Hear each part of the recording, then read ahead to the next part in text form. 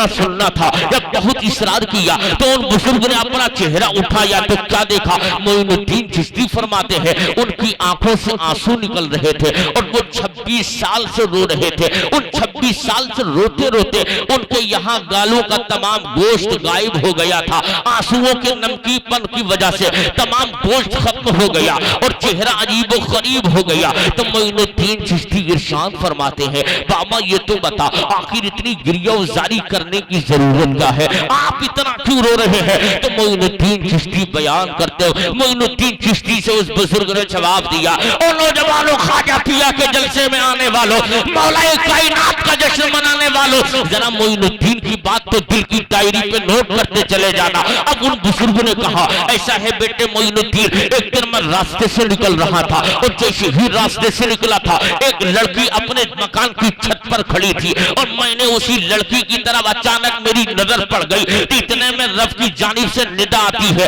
और आतिफे खैबी से आवाज आती है, ऐ मेरे प्यारे बंदे, क्या मैंने तुझे इसी दिन के लिए दुनिया में भेजा था? इतना सुनना था। तो फरमाते हैं, ऐ बेटे मोइनुद्दीन, 26 साल हो गए मैंने अभी आंख उठाकर आसमान नहीं देखा है। ऐ मुसलमानों, मैं आपसे अर्ज करना चाहता हूँ, एक तुम्हारा तो नौजवानों दस्तूर ये है, जब तुम गली गलियारे से निकलते हो तो दूसरों के घर झांकते चलते हो, जब तुम किसी रास्ते से निकलते हो तो दूसरों के घरों में नजरें डालते चलते हो और देखते हो किसकी बहन बैठी, क्या है, कैसे बैठी, कैसे नहीं बैठी, आप नजरें डालते हुए चलते हो। मुझे आप ईमानदारी से बताओ, ओ ख्वाजा गरीब नवाज के जलसे में आने वालों, ओ इस्लाम के मुकद्दस शहजादों, मैं आपसे अर्ज करना चाहता हूँ, क्या खुदा ने तुम्हें इसी के लिए पैदा किया था? तुम जिस नबी की उम्मत में हो, जिस नबी का तुमने कलमा पढ़ा, उस पैगंबर का इरशाद तो गिरामी तो ये है, जब तुम किसी रास्ते से चलो तो अपनी नजरें नीची करके चला करो।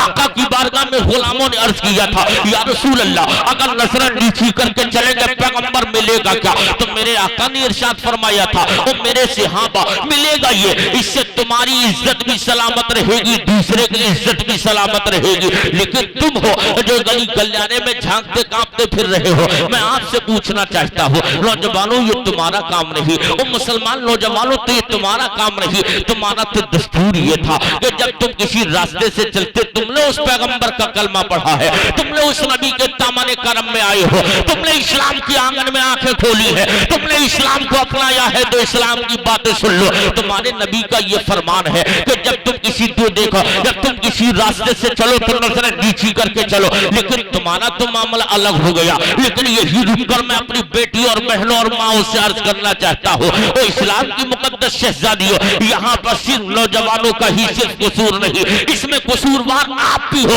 और ये वो बेगैरत बाप भी इसका जिम्मेदार है, बेगैरत भाई भी इसका जिम्मेदार है। जब तुम शादी ब्याह में जाते हो तो अपनी बेटियों को नंगा पहनावा पहना कर निकाल रहे हो और तुम्हें फख्र महसूस किया जा रहा है, माए नंगा पहनावा, वो बरहाना कपड़े, वो अजीब गरीब कपड़े लाकर माए अपनी बेटियों को दे रही है। मैं पूछता हूँ, क्या तुम मुस्तफा की बेटी फातिमा से ज्यादा अच्छी तेरी बेटी हो सकती है? क्या तूने फातिमा का किरदार न पढ़ा था? क्या तुझे मखदूमा की जिंदगी याद न आई थी? क्या तुझे मखदूमा की जिंदगी न पढ़ी थी? आखिर तू किसकी बेटी है? तू तो किसी मजदूर की बेटी है, या तू किसी की बेटी है, किसी कारखानदार की बेटी है, या किसी जमींदार की बेटी है, तो तू इतना इतरा कर चल रही है। मगर सुन तो सही, इसी जमीन पर एक ऐसी भी बेटी ने जन्म लिया था जिस बेटी का दस्तूर ये था।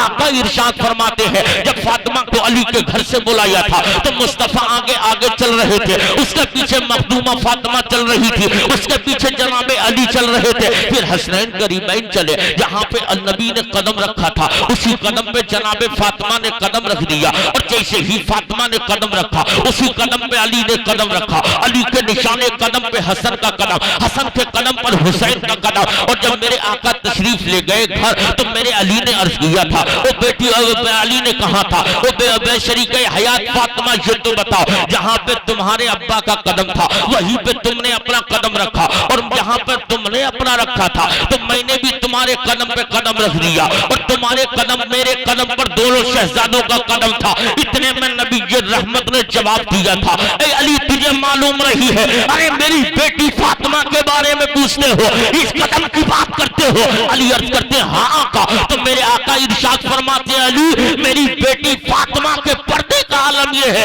आसमान तो आसमान, जमीन भी फातिमा के कदमों का निशान न देख पाए। ये है फातिमा। लेकिन हम हैं, हमारी बेटियां बिल्कुल बेपर्दगी का मुजाहरा करते हुए टहल रही हैं। हद ये है, 60 साल की बुढ़िया नकाब पहन कर जाती और 18 साल की हमारी बहन बेटी बेपर्दा जा रही है। बताओ बातें सही है कि नहीं है? इसका जिम्मेदार कौन है? कौन जिम्मेदार है? इसका जिम्मेदार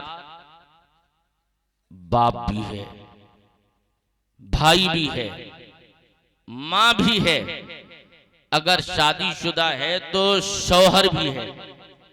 इन चारों से सवाल होगा क़यामत के दिन।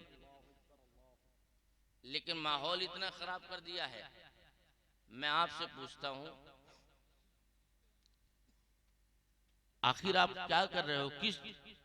कैसी जिंदगी जीना चाहते हो? मुस्तफा जाने रहमत के तरीके को छोड़कर इंसान कभी भी कामयाबी नहीं हासिल कर सकता। कामयाबी मुस्तफा जाने रहमत के ही तरीके में है। सरकार का तरीका तो अपनाओ। बेटियां बेपर्दा, फिर कहोगे साहब बरकतें नहीं होती। अब मैं कहता हूं, माएँ भी हों तो ऐसी, निजामुद्दीन महबूब इलाही की माँ, जरा बोलो यार, और लह के बोलो, निजामुद्दीन महबूब इलाही। कुछ लोग आ गए दिल्ली में आपकी बारगाह में, अर्ज करते हैं सरकार दिल्ली में बारिश नहीं होती। आप अंदर गए, मां का दुपट्टा खूंटी पे टंगा, उठाया, सहन में खानकाह के ले आए। कुछ मुस्लिम भी हैं, कुछ गैर मुस्लिम भी। जैसे ही लेकर आए थे, क्या देखा? आपने उस दुपट्टे को आसमान में लहराना शुरू किया। अर्ज करते मौला, ये मेरी उस मां का दुपट्टा है जिसके चेहरे पे आज तक किसी गैर महरम की नजर न पड़ सकी है। मौला, उस मां का दुपट्टा है जिस मां की कभी 5 वक्त की तो 5 वक्त की रही तहज्जुद न छूटी है। मौला, मैं तुझे उसे मुत्तकिया मां का वास्ता देता हूँ, दिल्ली वालों पे बारिश के दिल्ली वालों पे बारिश कर दे। इतना सुनना था, अभी वो तमाम दुपट्टे को आसमान में लहराया ही जा रहा था और ये बातें की ही जा रही थी। अचानक बादल इकट्ठा हुआ और दिल्ली में बारिश होने लगी। तो गैर मुस्लिम आए और आने के बाद कहने लगे, बाबा जब तुम्हारी जबान इतने पावरफुल है तो तुम जिसके पैरोकार, जो तुम्हारे नाना तुम्हारे आका हैं, उनकी जबान कितनी अच्छी होगी। अब ख्वाजा जनाब निजामुद्दीन महबूब इलाही इतना सुना, अंदर गए और माँ की बारगाह में पहुंच गए। अर्ज करते हैं, अम्मी जान तुझे मालूम भी है तेरा बेटा भी बाकमाल हो गया है, तेरे बेटे ने ऐसा किया तो बारिश हो गई। तो फौरन निजामुद्दीन की माँ ने कहा था, ओ मेरे लाल, इसमें तेरा कोई कमाल नहीं, इसमें मेरा कमाल। कहा तेरा क्या कमाल? तो मोइश ख्वाजा निजामुद्दीन से उनकी माँ ने कहा, बेटा जब तू छोटा सा था ना तो तेरा मेरा दस्तूर ये था, मैं उस वक्त तक तुझे दूध नहीं पिलाती थी जब तक दूध पिलाने से पहले वुजू नहीं किया करती थी। हमारी माँ टीवियां देख रही हैं, बच्चों को दूध पिला रही हैं, गाने सुन रही हैं। अभी बताओ, जब तुम ऐसा करोगी तो तुम्हारे बेटे ही तो आज के बेगैरत पैदा होंगे। तुम्हारे बेटे ही तो तुम्हें बुढ़ापे में धक्के दे दे के बाहर निकालेंगे। अगर तुमने भी उन पाकबाज हस्तियों की तरह उनकी जिंदगियों को अपनी जिंदगी में शामिल कर लिया होता तो तेरे बेटे भी आज कुछ और नहीं, मुस्तफा के सच्चे गुलाम बनकर के दुनिया में नजर आ। नमाजें तुम नहीं पढ़ती, पर्दे में रहना तुम्हें गवारा नहीं है। लोग कहते हैं यार ये पर्दे में रहना, पर्दा पर्दा, ये मौलाना लोग सब करते कराते रहते हैं। मैं कहता हूँ भाई, इस्लाम की और औरत की इज्जत ही पर्दे में है। बोलो, बताओ है कि नहीं है? औरत की इज्जत किसमें है? पर्दे में। और अगर पर्दा छीन लिया जाए तब देखो ना कैसी उरियानियत है। और जो नकाब में हमारी बेटियां रहती हैं, पर्दे में रहती हैं, वो दूर से दिखती हैं ये किसी शरीफ घराने की बेटी जा रही है। और बेपर्दगी का मुजाहरा मैं आपसे अर्ज करता हूं, इस्लाम के गैरतमंद बाप, गैरतमंद भाई, मुझे बता, जब तेरे घर में पर्दे का माहौल होगा, लोग कहते हैं यार ये इस्लाम अजीब मजहब है, औरतों को पर्दे की चार दीवारी में कैद कर दिया। मैं कहता हूँ बेवकूफ, इस्लाम ने औरत को कैद नहीं किया, इस्लाम ने औरत को पर्दे में रख कर के औरत की कीमत बढ़ा डाली है, औरत को औरत का मकाम दिया है। दुनिया कहती है इस्लाम ने पर्दे में कैद कर डाला, औरत को घर की चार दीवारी में कैद कर डाला, उसके बावजूद ये इस्लाम ने पावर और ये इज्जत कहां से दे दी? तो मैं कहता हूँ यार तुझे मालूम नहीं, अगर तू अपना मकान बनाता है और जब मकान तेरा तैयार होता उस वक्त में बता तू अपनी तिजोरी कहां बनाता? तो दुनिया कहेगी जब हम मकान बनाते हैं तो मकान की तिजोरी ऐसी जगह बनाते हैं जहां घर के अफराद के सिवा किसी रिश्तेदार तक की नजर ना पड़े, हम ऐसी जगह तिजोरी बनाते हैं। मैंने कहा आखिर बताओ, आखिर उस तिजोरी में रखा क्या जाता है? तो दुनिया जवाब देती है उस तिजोरी में सोना रखा जाता है, उस तिजोरी में जेवर रखा जाता है, उस तिजोरी में पैसा रखा जाता है। मैंने कहा आखिर इस पर्दे में इतना क्यों रखा जाता? तो जवाब देती है दुनिया जवाब देगी इसलिए रखा जाता कि ये तमाम जेवर, ये तमाम माल, ये पैसा कीमती है इसलिए पर्दे में रखा जाता है। तो मैंने कहा बे नादान सुन ले, तेरी नजर में ये पैसा कीमती है इसलिए तू पर्दे में रखता, और इस्लाम की नजर में औरत कीमती है इसलिए इस्लाम औरत को पर्दे में रखता है। तुम रखो कि देखो तो सही, मुस्तफा जान रहमत सल्लल्लाहु अलैहि वसल्लम का कलमा पढ़ने वालों, नौजवानों, आखिरी बातें, आप नमाज की पाबंदियां करो। इस्लामी माँ बहनों, तुम अपने आप को संवारो, अपने घरों में कुरान पढ़ो, मखदूमा फातिमा की जिंदगी अपनी जिंदगी में शामिल कर लो। यकीनन जिस इनकलाब की तुम्हें जरूरत है वो इनकलाब बहुत जल्द तुम्हारे आंगन में गुलाब की तरह खिलता हुआ नजर आएगा। मेरे भाइयों, आज से अहद कर लो, नमाजों की पाबंदी करो, अपने उलमा का एहतराम करो और मुस्तफ़ा जान रहमत सल्लल्लाहु ताला अलैहि वसल्लम से सच्ची मोहब्बत करो, उनके सहाबा से सच्ची मोहब्बत। किसी की मोहब्बत में जर्रा बराबर कमी नहीं आनी चाहिए।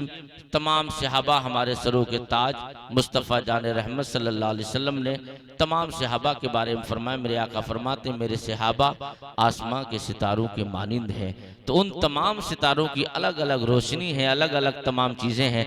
वो तमाम सहाबा हमारे सरों के ताज हैं, क्योंकि हमने तो मुस्तफ़ा जान रहमत को नहीं देखा, अलबत्ता उन्होंने मुस्तफ़ा को अपनी आंखों से देखा है। तो मेरे भाइयों, हर एतबार से वो अजमत के लायक हैं, हर एतबार से उनकी इज्जतें हमारी इज्जतों से बुलंद बाला हैं। हम पूरी उम्मत की इज्जतें एक तरफ जमा हो जाएं, उसके बावजूद मुस्तफ़ा के एक सहाबी की इज्जत के बराबर हमारी पूरी उम्मत की इज्जतें उसका मुकाबला नहीं कर पाएंगी। इसलिए मेरे भाइयों, सहाबा की गुस्ताखी से बाज रहो, सहाबा से मोहब्बत करो, अल्लाह के वलियों से मोहब्बत करो और उनकी तमाम जिंदगी को अपनी जिंदगी में ढालने की कोशिश करो। बस चलते चलाते हसनैन रज़ा मंजरी ये पैगाम देकर वापस हो रहा है, ये जिंदगी सवारिए दिलशाद कीजिए, लम्हात जिंदगी के ना बर्बाद कीजिए। जब मकसद हयात इबादत खुदा की है, पढ़िए नमाजें मस्जिदें आबाद कीजिए। इस्लाम जिंदाबाद, मुसलमान अहले सुन्नत पाइंदाबाद, मसलके आला हजरत जिंदाबाद। बुलंदाबाद से सारे लोग कलमा तैयबा पढ़िए, ला इलाहा इल्लल्लाह मुहम्मदुर रसूलुल्लाह व मा अलैना इल्लल बलाग। अस्सलामु अलैकुम व रहमतुल्लाह।